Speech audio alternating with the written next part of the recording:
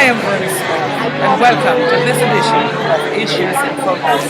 It is December the 31st, 2011. Yes, God has been good to us. We have come to the end of a year that for most of us was turbulent. Out of work, out of money, in a country where Congress, the Do-Nothing Congress, the 112th Congress did absolutely nothing for average Americans like myself.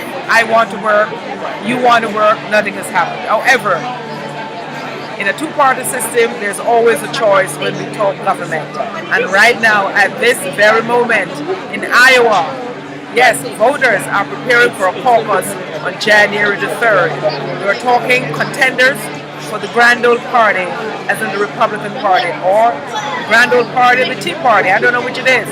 But right now, guys are selling themselves in Iowa to challenge Barack Obama in the 2012 elections. It's going to be a dynamic year for politics, an interesting year for you, the voter, to participate in what matters to you most as we talk issues. So let's get back to Iowa, because what happens there will have a phenomenal effect on what happens as we move forward in the future. Right now in Iowa, there are the Contenders, Dr. Ron Paul, Rick Perry, Rick Santorum, Michelle Bachmann, Newt Gingrich, Willard as in Mitt Romney, and I'm missing some other, John Huntsman. Yes, those are the seven political dwarfs, seven little political dwarfs, whichever you want to call them. Those are the guys that are vying to become your next president. Will they succeed at it? I'm not sure. But as a contributor and an analyst, I've been doing my own work as a pundit. I like all the candidates when I think politics, but how do I see them if I were a voter? One, Millard says he has a background in business. Great.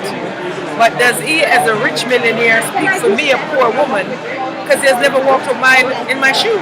Is a corporation a person? I said absolutely not. So Willard wants to be the businessman who represents you. He believes he can create a job for you, fine. I can't speak to Willard because I won't be voting for Willard. There is Newt Gingrich, former House Speaker, dynamic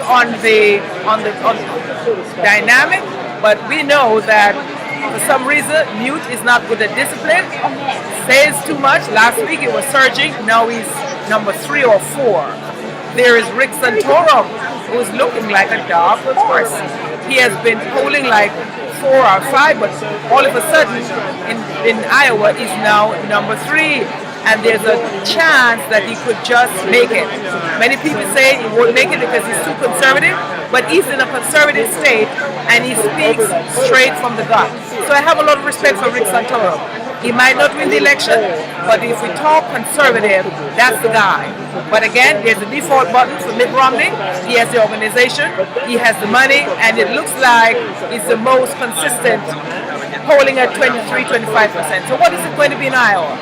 Not sure, but I'll tell you, you got to tune in for the next few days. Be ready on the 3rd to get the results, because what happens in Iowa will affect you whether or not you believe it. Follow me on Twitter at Verna Politics, on Facebook at Verna Politics, and check my blog, zipinpolitics.com.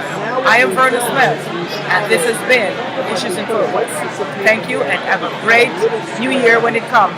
2012, Happy New Year to you and everyone. Have a great day.